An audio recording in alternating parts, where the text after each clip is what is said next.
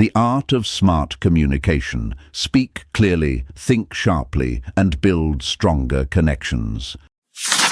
Introduction. Some words disappear the moment they are spoken. Others stay with us for years. You may remember a kind sentence from a parent, encouragement from a teacher, or a painful comment someone made when you were already hurting. Words leave our mouths in seconds, yet they can live inside another person for a lifetime. We communicate every day with family, friends, partners, co-workers, and strangers. Yet talking is not the same as communicating. We can speak clearly and still be misunderstood. We can have good intentions and still cause pain. We can love someone deeply and still struggle to reach them. Sometimes the problem is not that we have nothing to say. It is that we don't know how to say what truly matters. In this audiobook, you will learn to express difficult feelings, listen with greater understanding, handle conflict, control emotional reactions, speak honestly without being cruel, set healthy boundaries, and know when silence is wiser than another sentence. But this journey is about more than communication skills. It is about creating stronger, healthier connections. As you listen, you will become more aware of your words, emotions, reactions, and impact on others. Conversations can become calmer. Misunderstandings can become easier to repair. Relationships can become deeper and more trusting. So ask yourself, what do I want my words to create? Because every conversation leaves something behind: a wound, a distance, an understanding, trust, or a connection. Welcome to the art of smart communication. Chapter 1. The things we never say. There are words we say every day, and then there are words we carry quietly for years. I am hurt. I need you. I am proud of you. I was wrong. I miss you. I am afraid. Sometimes these words stay inside us because we do not know how to say them. Sometimes we are afraid of the answer. We fear rejection, judgment, embarrassment, or conflict. And sometimes pride tells us that staying silent is easier than being vulnerable. So we say nothing. At first, silence can feel safe. It gives us time. It protects us from an uncomfortable conversation. We tell ourselves that the other person should already understand. We think, if they really cared, they would know. But people cannot always know what we never tell them. A person may love you and still misunderstand you. A friend may care deeply and still fail to notice what is happening inside you. A partner may sit beside you every night and still have no idea that something is slowly breaking your heart. This is one of the quiet problems of human communication. We expect people to understand feelings that we have never explained. Think about how often this happens. You are upset with someone, but instead of telling them why, you become distant. They notice the distance, but do not understand the reason. They ask, "What's wrong?" You say, "Nothing." The conversation ends, but the feeling does not. Days later, the distance becomes larger. A small disappointment becomes resentment. Resentment becomes silence, and silence begins to feel normal. The problem was never a lack of words. It was the absence of honest ones. Of course, saying what we truly feel is not always easy. Vulnerability can feel dangerous. When you tell someone, "That hurt me," you give them the power to dismiss your feelings. When you say, "I need your support," you risk hearing no. When you say, "I love you," you accept the possibility that the other person may not say it back. But avoiding vulnerability has a cost too. When we constantly hide what matters, people only see the version of us that we are willing to show. They may know our opinions, our routines, and our daily stories, yet never know our deeper fears, hopes, or needs. Real connection requires more than exchanging information. It requires revealing something real. This does not mean saying everything you feel the moment you feel it. Smart communication is not emotional dumping. It is not turning every feeling into a conversation. Sometimes you need time to understand yourself first. Before you speak, ask yourself a simple question. What am I really trying to say?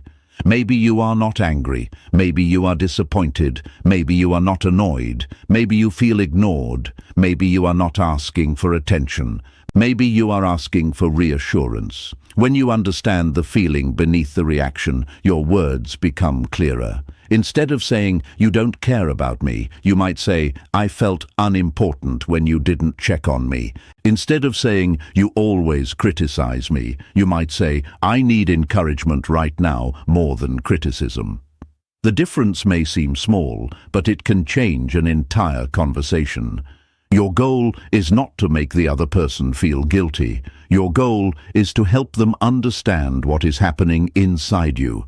Some conversations will still be difficult, some people may not respond the way you hope, and some words may come too late to repair what has already been damaged. But honest communication gives relationships a chance that silence never can. Because the words we never say do not simply disappear. Sometimes they become distant, sometimes they become regretful, and sometimes, when we finally find the courage to speak, they become the beginning of understanding. Say what matters. Say it with honesty, and when you speak, give the other person a chance to finally see what has been living inside you. Chapter 2. When good words go wrong.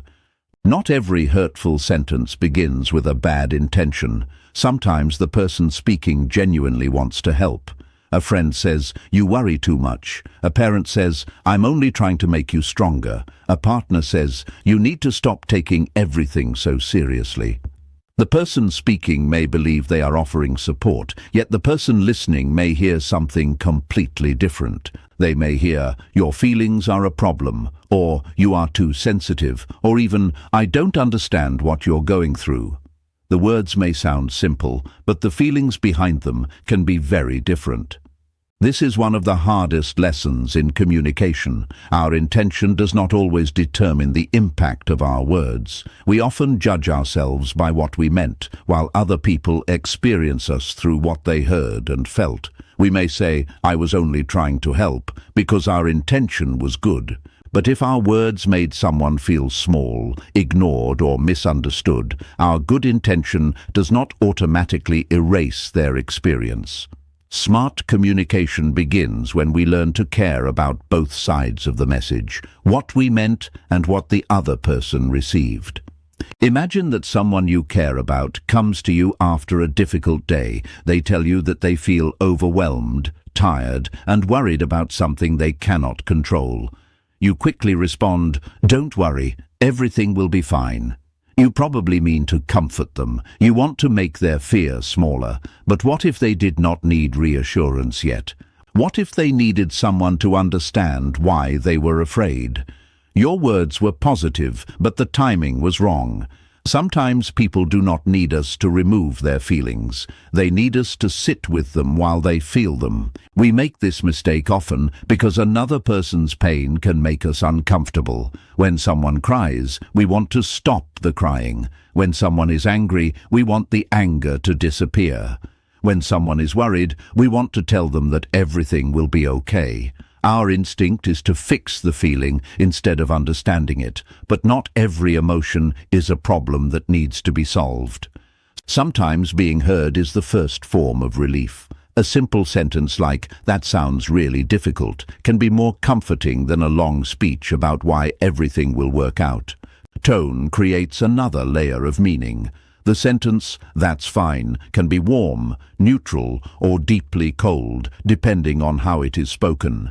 A short reply can sound dismissive. A joke can sound insulting. Advice can sound like criticism. Even silence can communicate disappointment, anger, or distance when the moment carries emotional weight. This is why communication is never only about vocabulary. The meaning of our words is shaped by our voice, timing, expression, attention, and emotional state. Think about a parent correcting a child. Saying, "You made a mistake, but you can learn from it," sends a very different message from saying, "You always mess things up." Both sentences address a mistake, but one focuses on the behavior while the other attacks the person's identity. The first leaves room for growth. The second can create shame. When we criticize someone, we may believe we are correcting a problem, but careless words can make the person believe that they are the problem. The same thing happens between adults. Imagine your partner arrives home late again. You are frustrated and you say, "You never think about anyone but yourself." Perhaps you have a legitimate reason to be upset, but the word never changes the conversation. You are no longer talking about one late arrival. You are making a judgment about the person's entire character. They may stop listening to your concern and start defending themselves. Within seconds, the original problem becomes smaller than the argument created by the way it was expressed. A smarter response might sound like this: "I know things happen, but when you come home this late without telling me, I feel ignored. I would really appreciate a message next time. The problem has not disappeared. You are still being honest about your frustration, but now the other person has something they can understand and respond to." You are describing your experience instead of attacking their identity. That small difference can change the direction of a conversation. This does not mean you should become afraid of every word you speak. Smart communication is not about walking through life terrified of saying the wrong thing. We are human. We will misunderstand people. We will speak too quickly. We will sometimes choose the wrong words, especially when we are tired, angry, or hurt. The important thing is what we do after we realize that our words have caused unnecessary pain. Sometimes the most powerful sentence is simply, "That came out wrong. Let me try again." Those words show maturity because they place understanding above pride.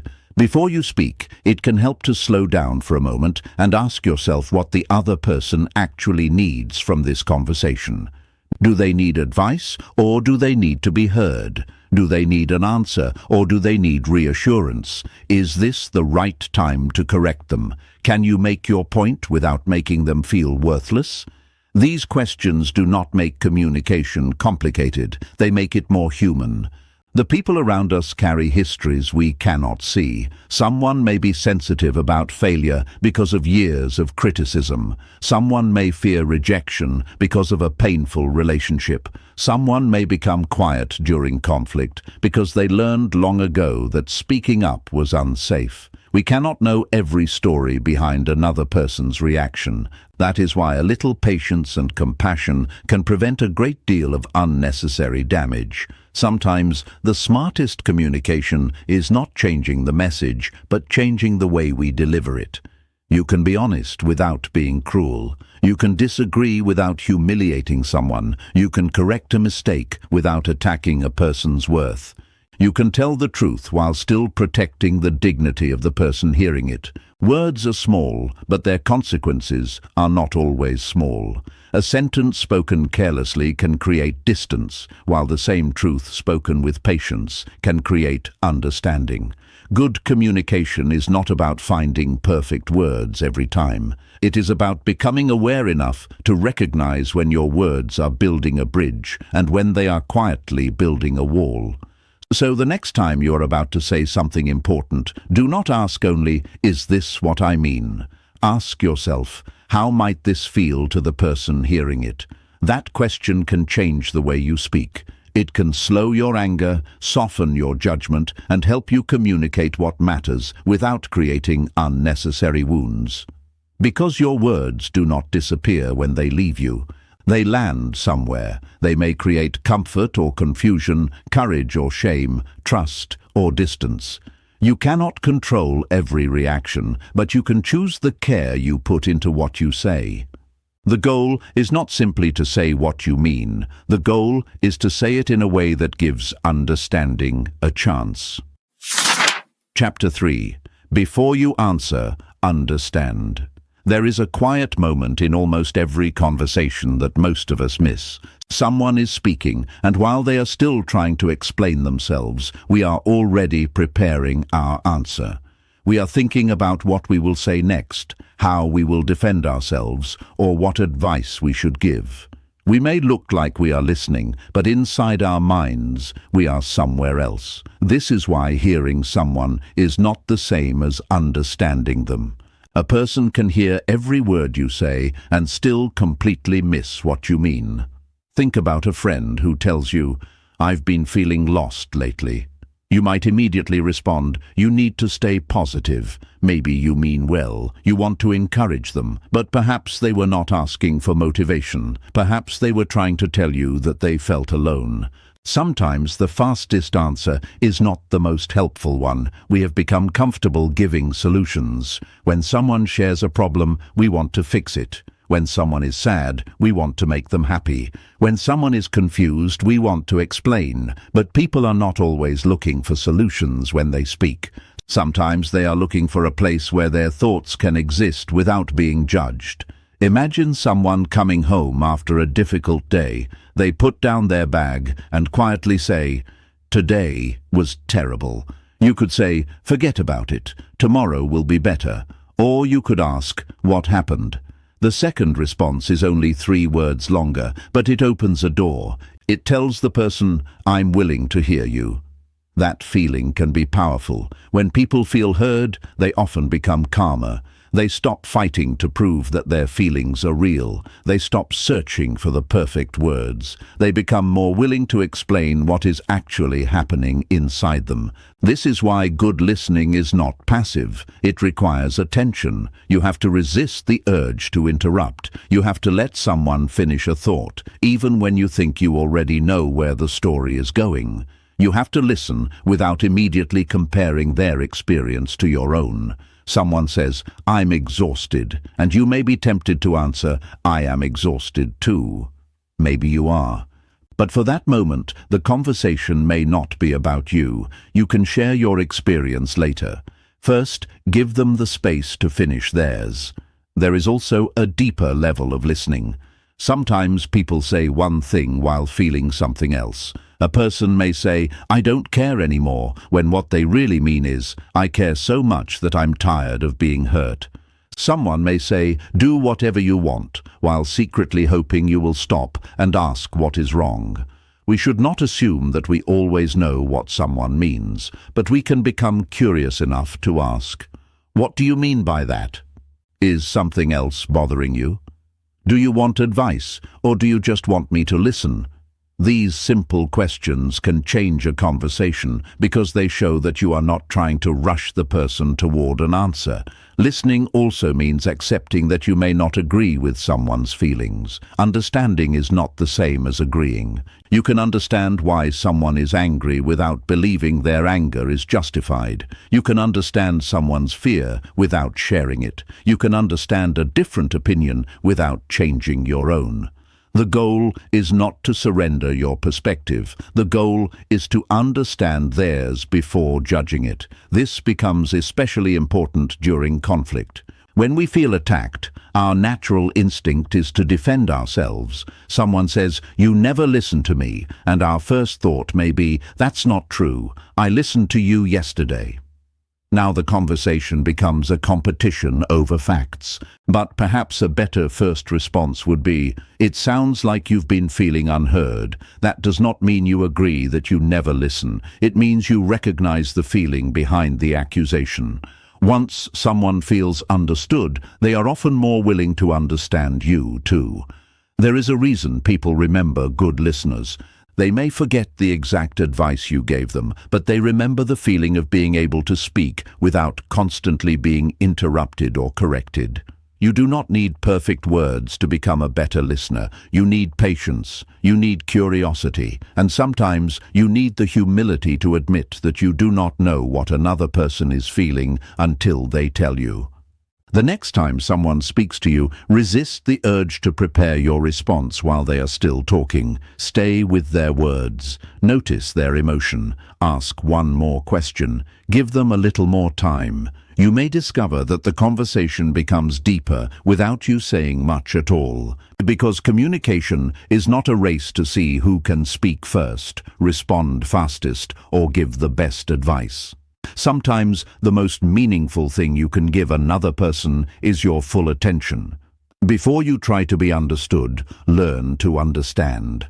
Sometimes listening is not the space between two sentences. Sometimes listening is the moment when two people finally begin to connect. Chapter 4. The conversation inside every conflict.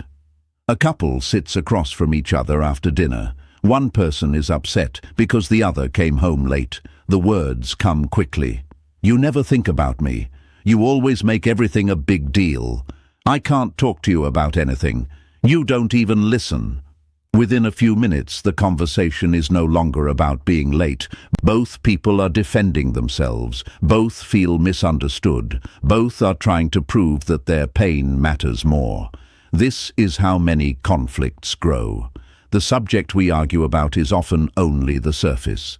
Underneath it, there may be something much more personal. A complaint about money may really be about security. An argument about a missed phone call may be about feeling unimportant.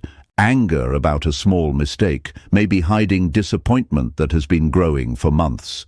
Sometimes the words we use during conflict are only the visible part of a much deeper emotion.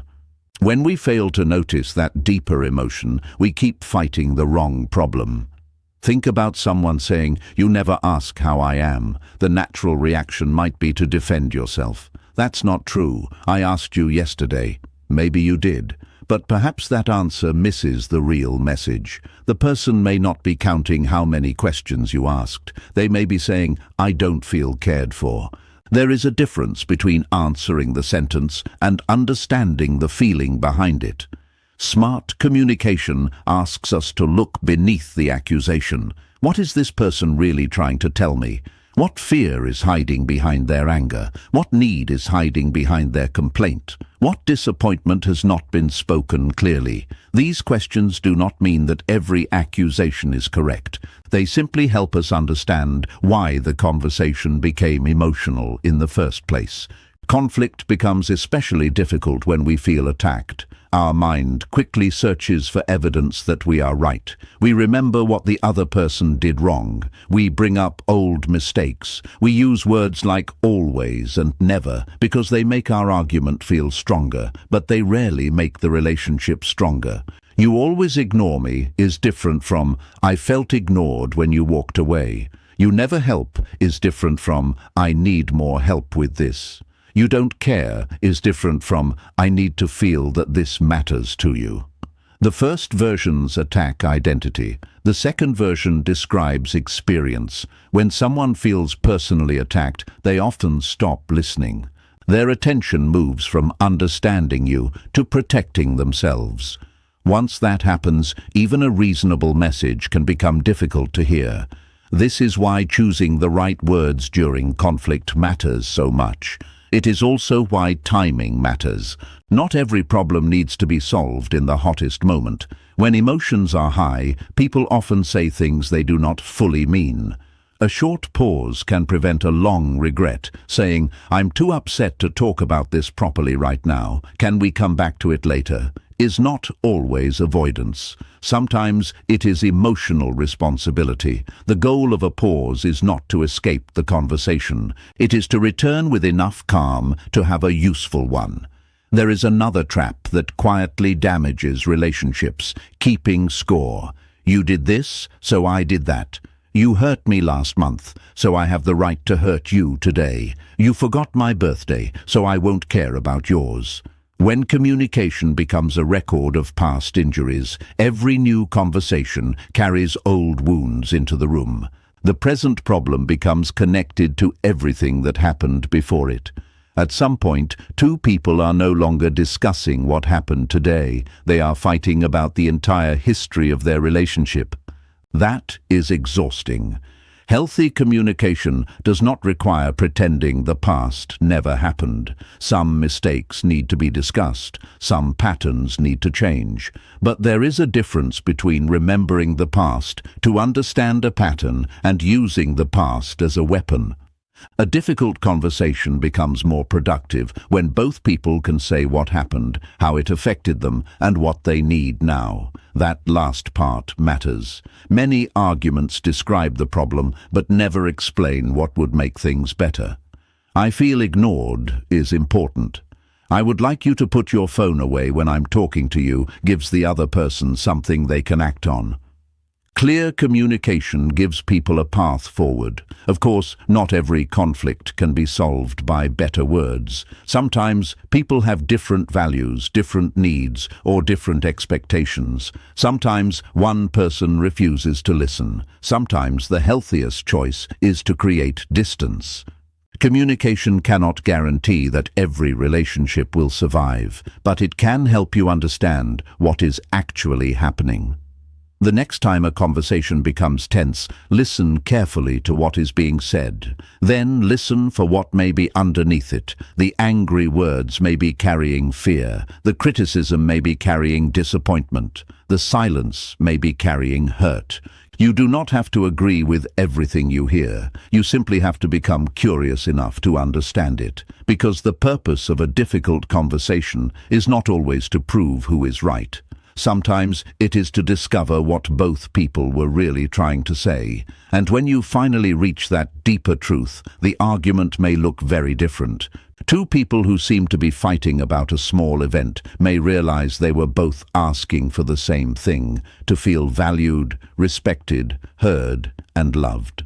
The surface of a conflict contains words. The heart of a conflict contains feelings.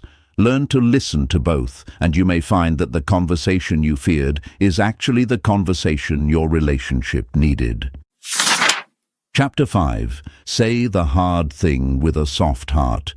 Some conversations stay in our minds for weeks before they ever happen. We rehearse what we want to say while driving, lying in bed, or taking a quiet walk. We imagine the other person's reaction. We imagine an argument. We imagine being misunderstood. And then, when the moment finally comes, we say nothing. We tell ourselves that silence is easier. Sometimes it is. But avoiding a difficult conversation does not always make the problem disappear. It can simply give the problem more time to grow. A small disappointment can become resentment. A missed boundary can become frustration. Something that could have been solved with one honest conversation can eventually become a reason to walk away. The difficult part is not always knowing what we feel. Often we know exactly what hurts. The difficult part is finding a way to say it without turning our pain into an attack. There is a big difference between honesty and harshness. Honesty says, "This behavior hurt me." Harshness says, "You are a terrible person." Honesty talks about what happened. Harshness attacks who someone is. When we are hurt, attacking can feel powerful. It gives us a temporary sense of control. We want the other person to understand how much pain they caused, so we use stronger words. We say, "You always do this," or "You never care," or "You are just selfish." But strong words do not always create strong communication. Sometimes they simply make the other person defensive. Once someone feels attacked, they may stop hearing your pain. They begin preparing their defense. Instead of thinking, "How can I understand this person?" they start thinking, "How can I protect myself?" The conversation changes direction. This is why describing your experience can be more powerful than judging another person's character. Instead of saying, "You never listen to me," you might say, "I feel unheard when I am interrupted." Instead of saying, "You don't respect my time," you could say, "When plans change without telling me, I feel like my time is not being considered." The difference is simple. You are still telling the truth, but you are giving the other person something they can understand without immediately feeling attacked. This does not mean you should soften every truth until it loses its meaning.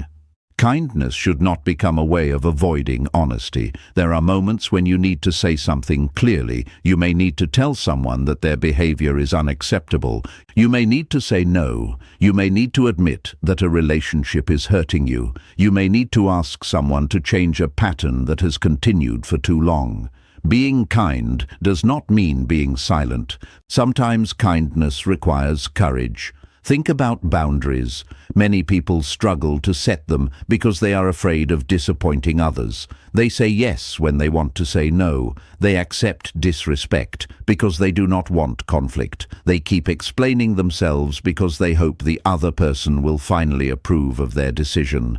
But a healthy boundary does not require everyone to agree with you. You can say, "I can't do that today." You can say, "I am not comfortable with this." You can say, "I need some time before we continue this conversation." You can say, "I care about you, but I cannot accept being spoken to this way."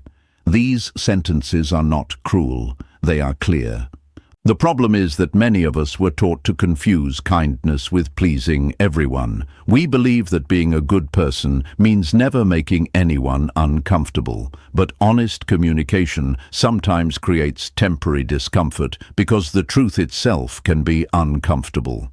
A boundary may disappoint someone. A difficult conversation may make someone angry. An honest answer may not be what someone wanted to hear. That does not automatically mean you communicated badly. What matters is whether you were honest, respectful, and clear. There is also a right time for difficult conversations. Saying something important while you are furious often gives your anger control over your message. You may have a valid point, but the way you deliver it can bury that point beneath unnecessary words. Sometimes it is wiser to wait, not forever, just long enough to understand what you really want to communicate. Ask yourself, do I want to solve this, or do I simply want the other person to feel as bad as I feel? That question can reveal a lot. If your goal is punishment, your words will probably become weapons. If your goal is understanding, your words can become a bridge. This does not guarantee that the other person will respond well. You can speak with patience and still be misunderstood. You can explain yourself clearly and still be rejected.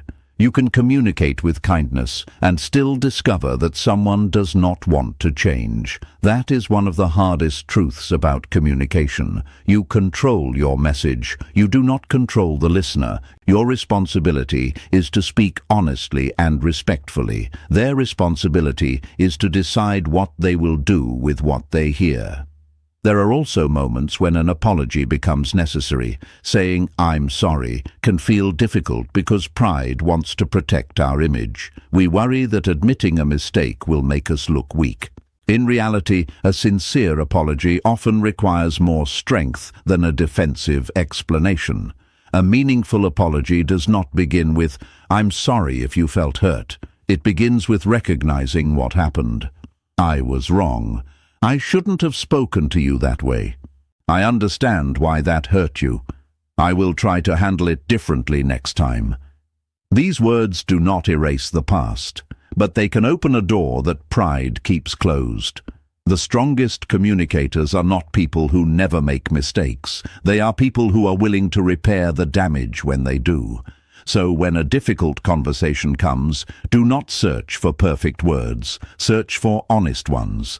Speak about the problem without destroying the person's dignity. Say what you need without turning your needs into accusations. Set boundaries without hatred. Apologize without excuses. And when the truth is difficult, remember that kindness does not make the truth weaker. It makes the truth easier to receive. There will always be conversations you would rather avoid. But some of the conversations we fear most are the ones that can finally release years of confusion, resentment, and silence. You do not have to speak with anger to prove that you are hurt.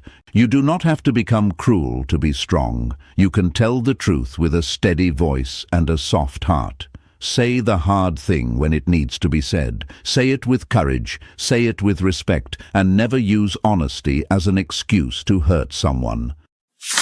Chapter 6. When emotions take the microphone. A message arrives on your phone. You read it once, then again. The words feel disrespectful. Your heart starts beating faster. You type a reply, delete it, type another, and finally press send.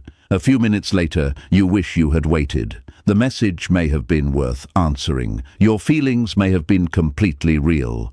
but the moment you responded, your emotions were holding the microphone. This happens to everyone. Anger makes our words sharper. Fear makes them more defensive. Hurt makes them more personal. Pride makes it difficult to admit that we were wrong. When emotions become intense, even a simple conversation can suddenly feel like a battle.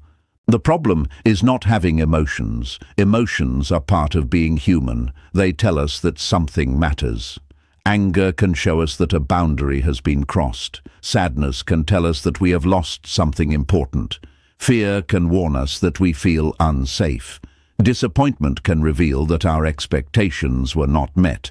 The problem begins when we allow the emotion to decide what we say before we understand what it is trying to tell us. Think about the difference between saying, "I'm angry because you ignored me," and saying, "I felt hurt when you didn't respond." Both sentences describe a difficult feeling, but the second one creates more space for conversation. When we are emotional, we often speak in extremes. We say always, never, nothing, and everything. One mistake becomes proof that someone always disappoints us.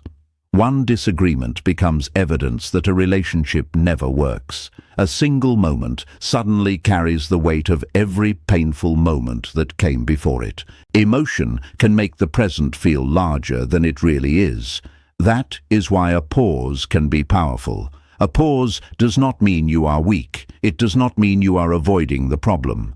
Sometimes a pause is the most responsible thing you can do because it gives your emotions time to settle before your words create consequences.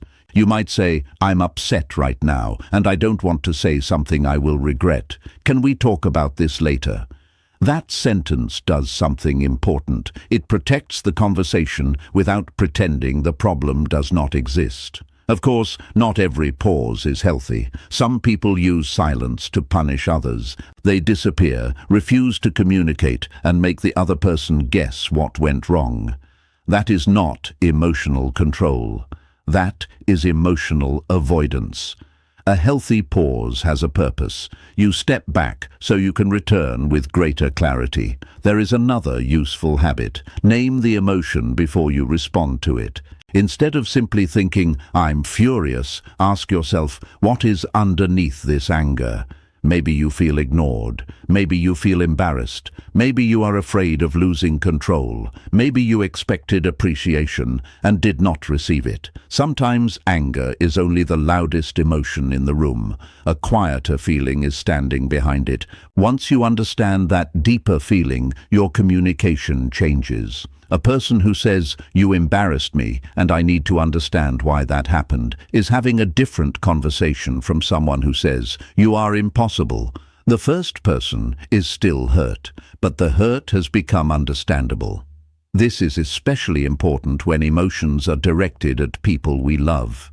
We often feel safest with the people closest to us, so we may give them the worst version of our communication. We hold our anger together all day at work and then release it at home. We stay polite with strangers and become harsh with family. Familiarity can make us careless, but the people closest to us often carry the greatest weight of our words. That does not mean you should hide your emotions from them. It means you should trust them enough to communicate honestly without making them responsible for every emotion you experience. There is a difference between saying, "I'm having a difficult day and I need some space," and treating someone badly because you are having a difficult day. Your feelings deserve respect. So do theirs. Emotional maturity is not the ability to remain calm every second. Nobody can do that. It is the ability to recognize when you are becoming overwhelmed and choose what happens next.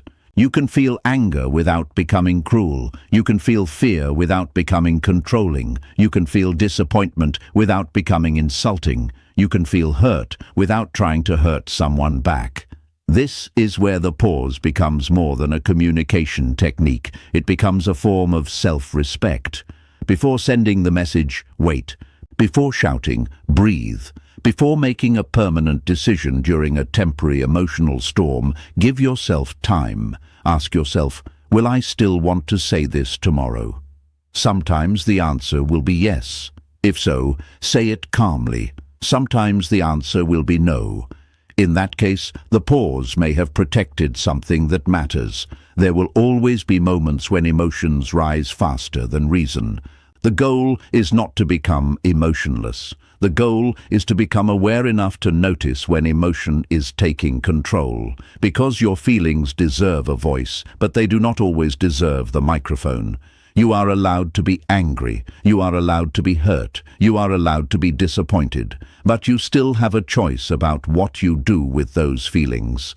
The strongest communication often happens in the space between emotion and action.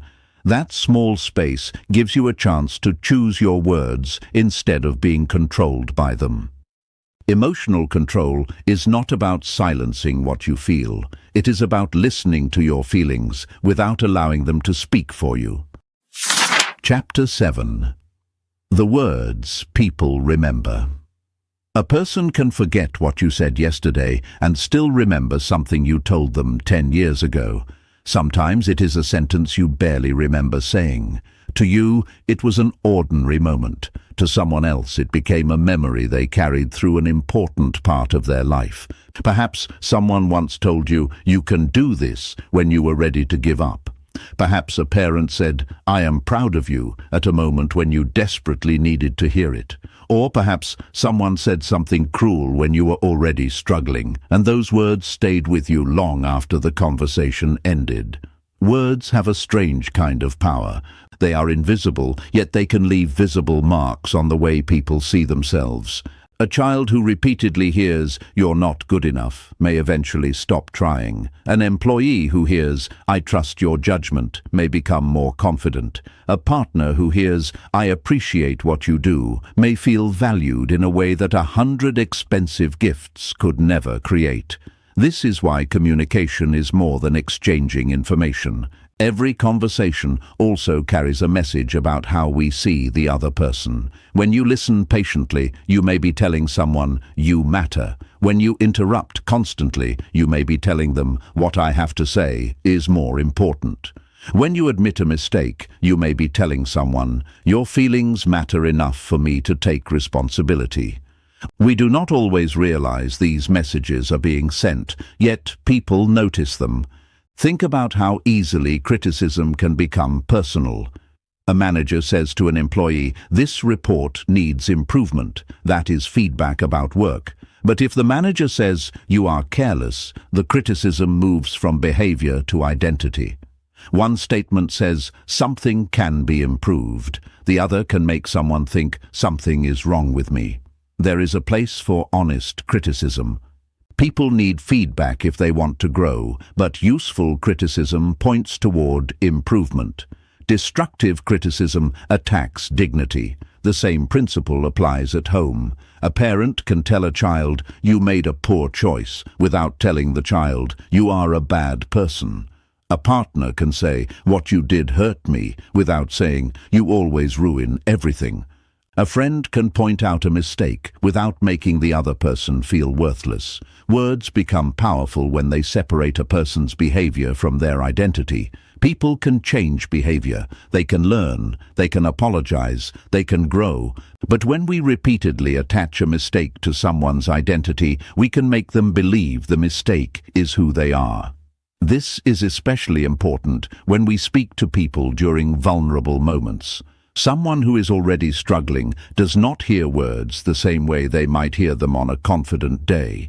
A small comment can feel enormous when someone's emotional strength is already low. That is why timing matters.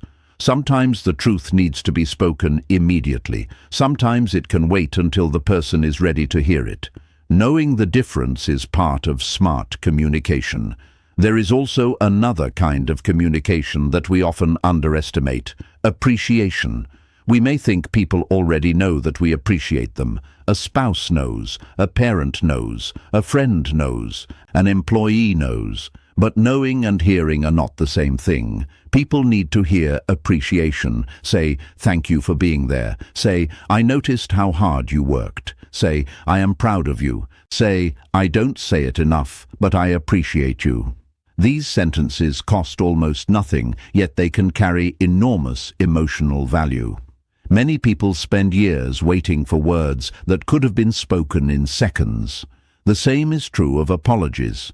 A sincere apology can become a bridge between two people. It does not erase what happened, but it acknowledges that something mattered.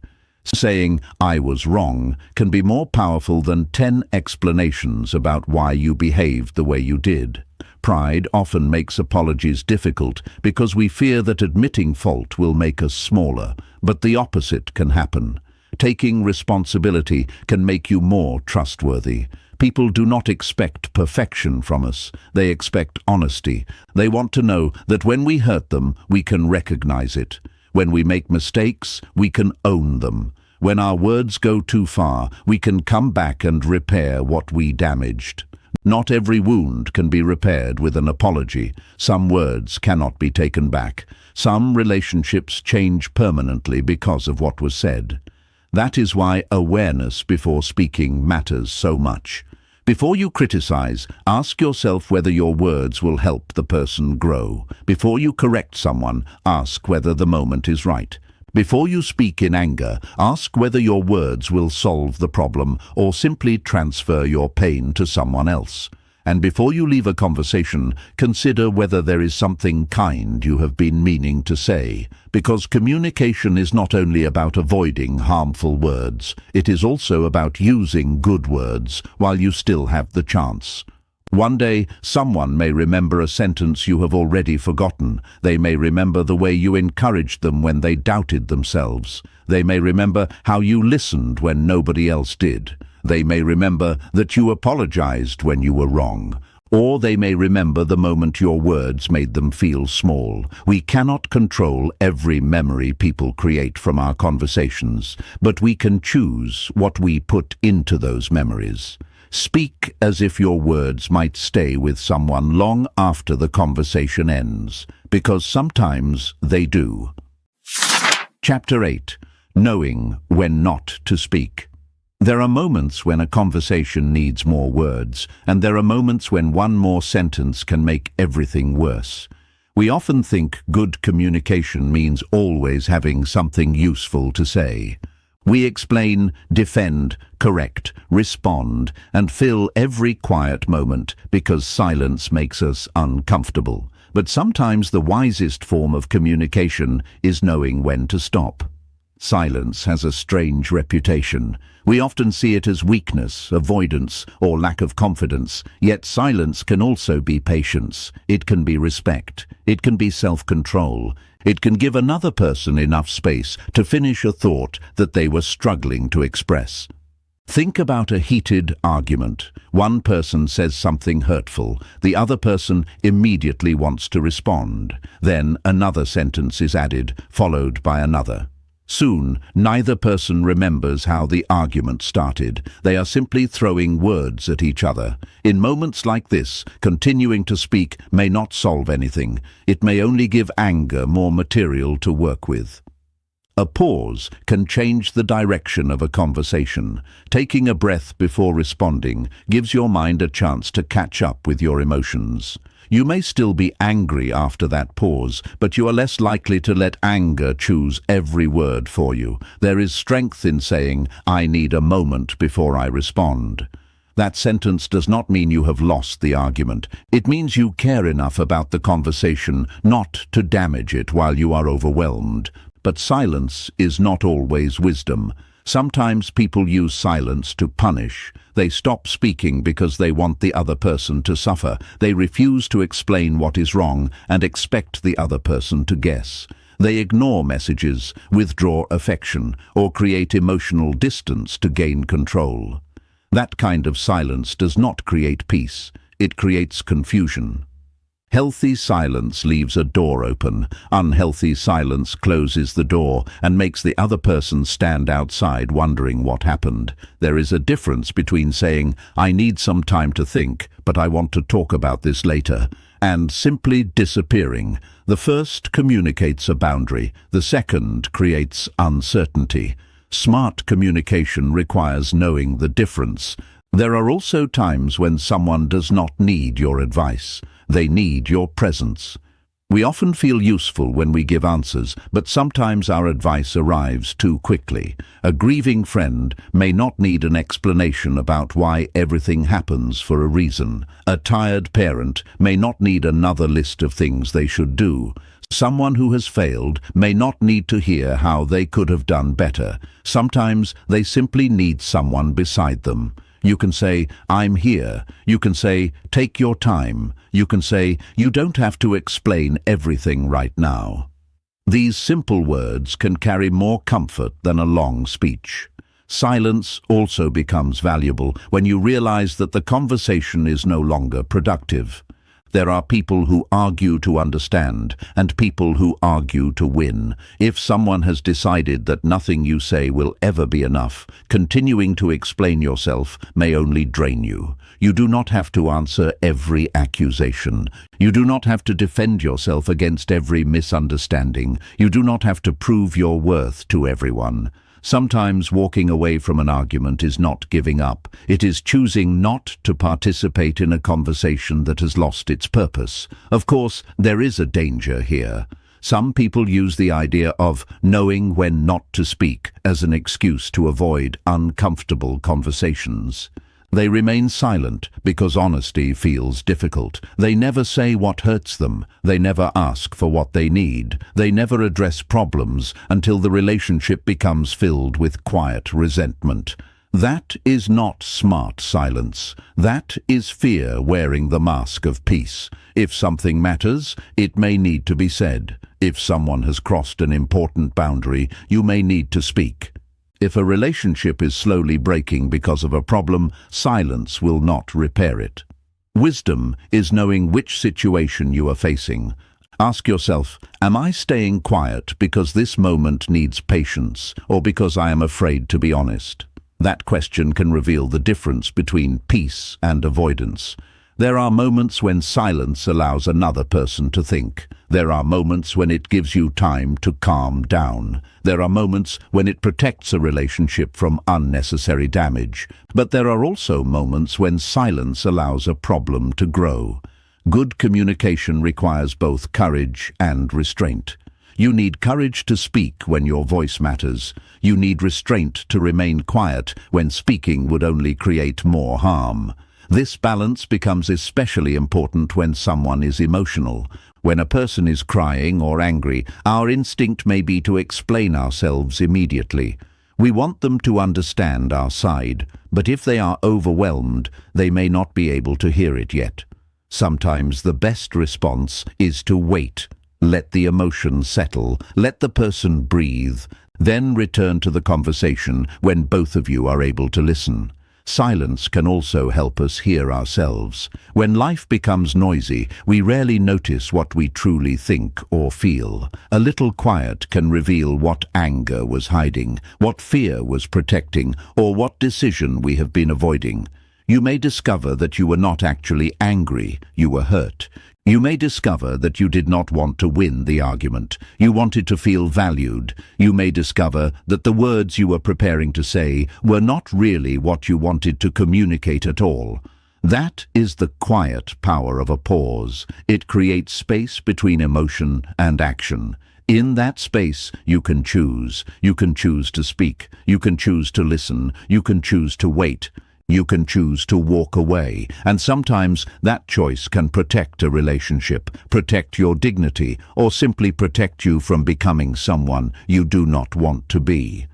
The world does not need you to have a response to everything. You do not need the final word in every disagreement. You do not need to fill every silence. Sometimes the most mature person in the room is the one who knows that another sentence will not help. Smart communication is not measured by how much you can say. Sometimes it is measured by your ability to recognize when your words have done enough, when your emotions need time, and when silence can say what words cannot. Chapter 9. Make people feel safe around you. There are people we can talk to without rehearsing every sentence first. We can admit that we are confused. We can share a mistake. We can say that we are hurt. We can change our minds without feeling embarrassed. Something about being around them makes honesty feel safe. Then there are people who make us measure every word. We think twice before sharing an opinion. We hide our mistakes. We avoid difficult subjects. We say, "I'm fine," even when we are not. We become careful because we are not sure what will happen if we show our real thoughts. The difference is not always intelligence, it is emotional safety. When people feel safe around you, they do not have to spend all their energy protecting themselves from your reaction. They can speak honestly because they trust that you will listen before judging. They know that a mistake will not immediately become a weapon. They know that something shared in confidence will not become tomorrow's gossip. This kind of safety is one of the most powerful forms of communication. Think about a friend who tells you something embarrassing. Maybe they made a poor decision. Maybe they disappointed someone. Maybe they are struggling with something they have never talked about before. At that moment, they are giving you more than information. They are giving you a small piece of their vulnerability. Your reaction matters. If you laugh, criticize, interrupt, or immediately tell someone else, you teach that person a lesson. Opening up to you is dangerous. But if you listen calmly and say, "Thank you for telling me," you communicate something completely different. You tell them, "You do not have to hide this part of yourself from me." That does not mean you must agree with everything someone says. It does not mean you should approve of harmful behavior. Emotional safety does not require the absence of honesty. In fact, honest relationships need both safety and truth. A safe person can say, "I understand why you feel that way," without saying, "Everything you did was right." That distinction matters. People do not need someone who always agrees with them. They need someone who can disagree without humiliating them. Imagine sharing an idea at work and hearing, "That's a stupid idea." You may never share another idea with that person, but imagine hearing, "I see what you're trying to do. I'm not sure this part will work, but let's look at another option." The second response leaves room for improvement without attacking the person. The idea can be challenged. The person can still feel respected. This is how trust grows. Trust is not built only through big promises. It grows through small moments repeated over time. You listen when someone speaks. You keep private things private. You admit when you do not know something. You apologize when you are wrong. You do not use someone's vulnerability against them during an argument. These small actions tell people that your words can be trusted. There is another important part of emotional safety: how you respond to mistakes. Everyone makes them. Everyone says something awkward, forgets something important, loses patience, or makes a poor decision. If every mistake is met with shame, people eventually stop being honest about their mistakes. They hide them. And hidden problems are harder to solve. A parent who says, "Tell me what happened, we will figure it out," may teach a child to come forward when something goes wrong. A parent who immediately screams, "How could you be so stupid?" may teach the child to hide the next mistake. The same thing happens between adults. When people believe that honesty will always lead to punishment, they become skilled at hiding the truth. This is why the way we react can be more important than the advice we give. You may not remember the exact words someone used when you admitted a mistake years ago, but you may remember whether you felt ashamed or supported. You may remember whether the other person made you feel smaller or helped you find the courage to do better. Being a safe communicator also means knowing how to handle another person's emotions.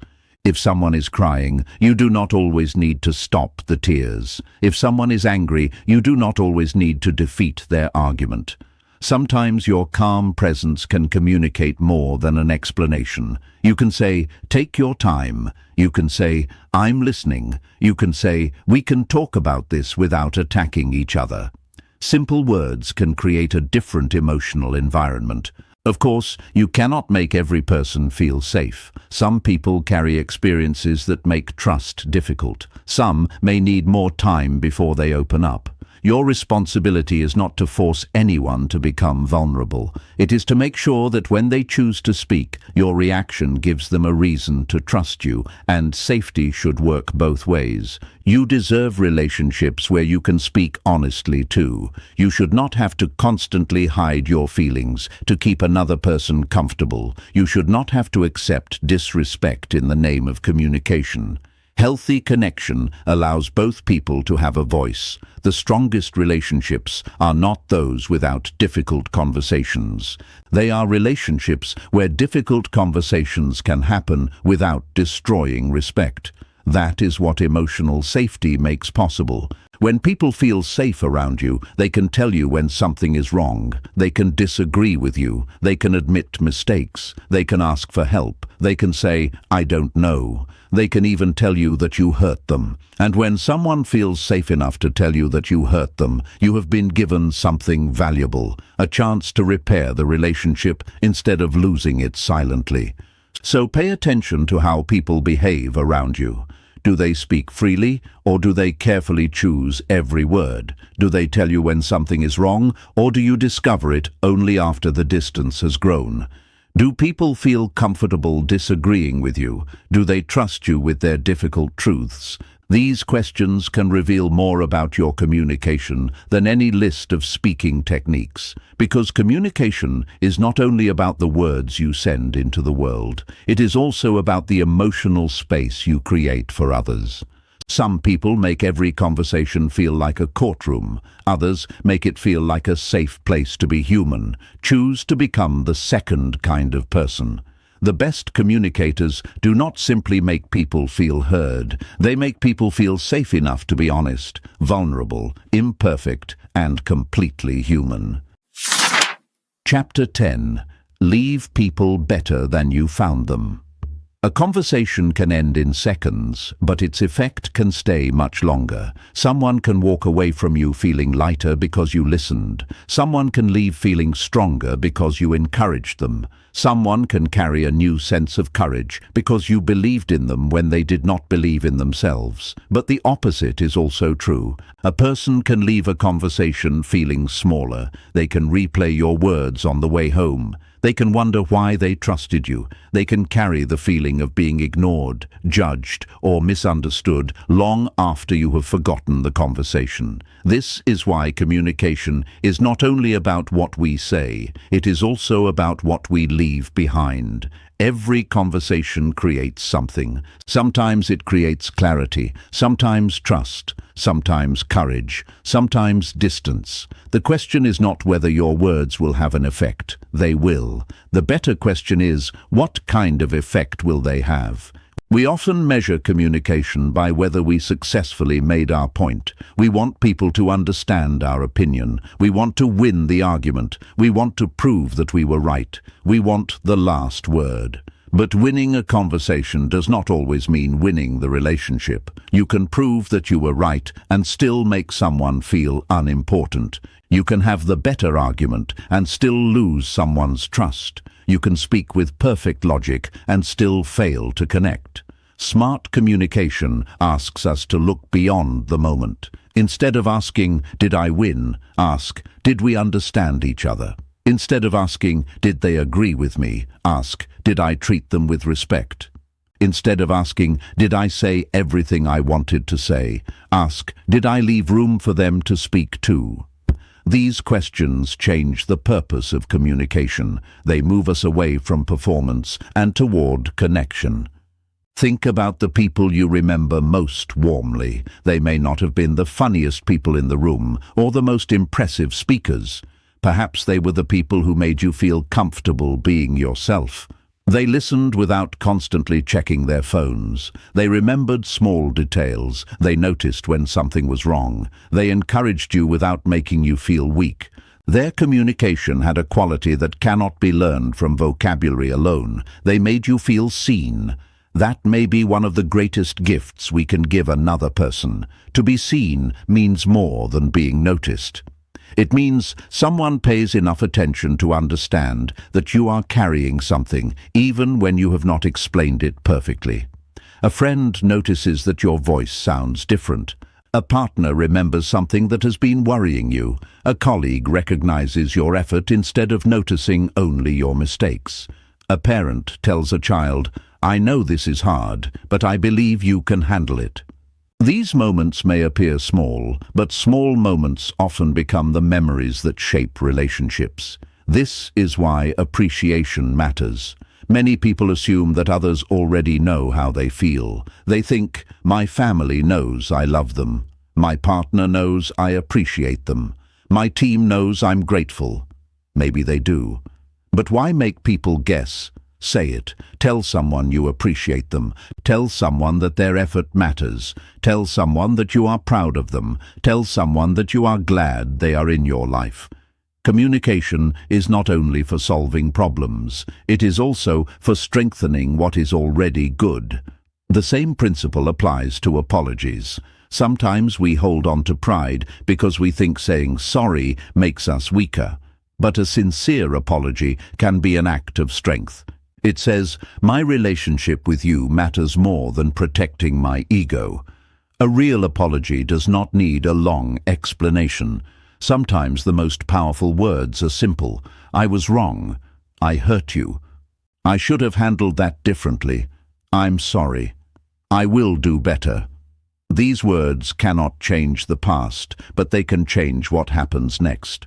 Of course, leaving people better does not mean making everyone happy. That would be impossible. Sometimes the kindest thing you can do is tell someone the truth. Sometimes you need to say no. Sometimes you need to set a boundary. Sometimes you need to walk away from a relationship that is damaging you. Kind communication is not people-pleasing. You can disappoint someone and still treat them with respect. You can disagree and still be kind. You can leave and still leave without hatred. The goal is not to make everyone feel good after every conversation. The goal is to communicate in a way that protects honesty, dignity, and humanity. And there is another person you should not forget in this process: yourself. Smart communication also means learning to speak to yourself differently. Notice the way you talk to yourself after a mistake. Do you say, "I'm an idiot"? Or do you say, "I made a mistake and I can learn from it"? Do you tell yourself, "I always ruin everything"? Or do you remind yourself, "This did not go the way I wanted, but one mistake does not define me"? The voice inside your mind influences the way you speak to other people. When you constantly attack yourself, it becomes easier to become defensive, impatient, or harsh with others. Learning to communicate well begins partly with learning to treat yourself with honesty and compassion. After everything we have explored in this book, the goal should now be clear. You do not need to become the person who always knows what to say.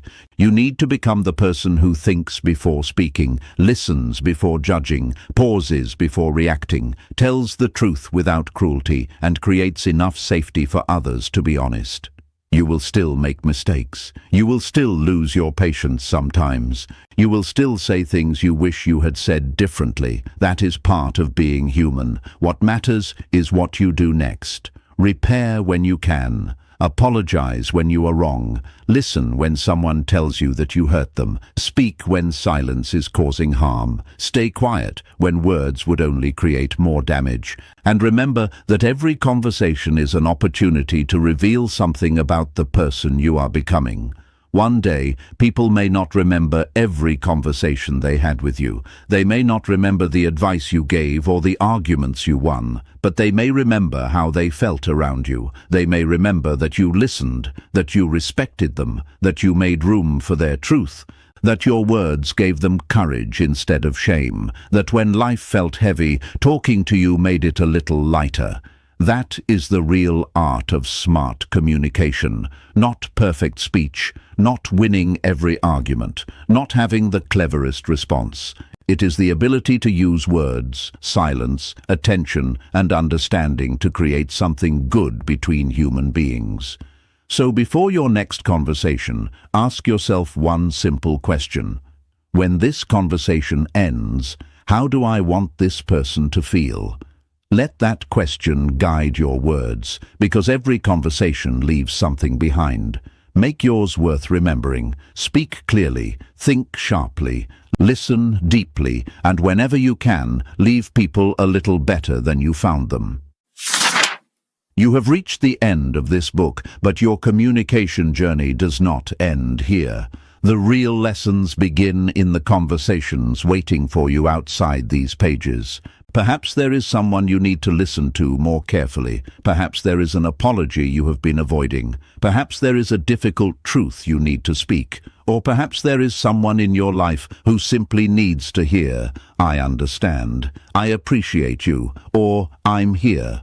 You now know that communication is much more than speaking. It is the courage to say what matters. It is the patience to listen when you would rather respond. It is the wisdom to pause when emotions become loud. It is the strength to tell the truth without using it as a weapon. It is knowing when to speak, when to listen, and when silence is the kinder choice.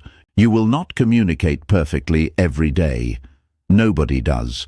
You will sometimes misunderstand people. You will sometimes react too quickly. You will sometimes say something you wish you could take back. When that happens, do not let one mistake convince you that you have failed. Go back, listen again, apologize when necessary, explain when it matters, try again. Because strong communication is not built through perfection. It is built through awareness, honesty, patience, and practice. From this moment forward, pay attention to the small conversations, the quick question at the dinner table, the message you almost ignore, the disagreement you want to win, the person who has been unusually quiet, the loved one you assume already knows how you feel. These moments may look ordinary. They are not. Relationships are built in ordinary moments. So before you speak, remember that your words may stay with someone longer than you expect. Before you react, remember that one emotional sentence can create a wound that takes much longer to heal.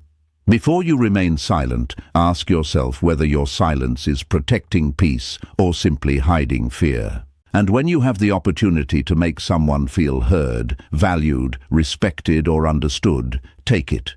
Because one day, the people around you may not remember every word you said, but they may remember how they felt when they were with you. They may remember that you listened, that you cared, that you told the truth without trying to hurt them, that you made difficult conversations feel possible, that your words gave them strength when they needed it. That is the real art of smart communication. Not speaking more, not sounding clever, not winning every argument, but using your words to create understanding where there could have been confusion, connection where there could have been distance, and trust where there could have been fear. So take what you have learned and carry it into your next conversation. Speak clearly, think sharply, listen deeply, and when your words leave you, make sure they leave something good behind. Because every conversation is a small piece of the life you are building with other people. Choose your words carefully, choose your silence wisely, and whenever you can, leave people better than you found them.